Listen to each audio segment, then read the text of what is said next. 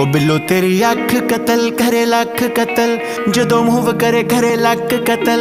असला भी लोड़ करे टल जा छड़ अखा नाल करने तू बस। ओ बिल्लो तेरी अख कतल करे लख कतल, जदों मूव करे करे लख कतल।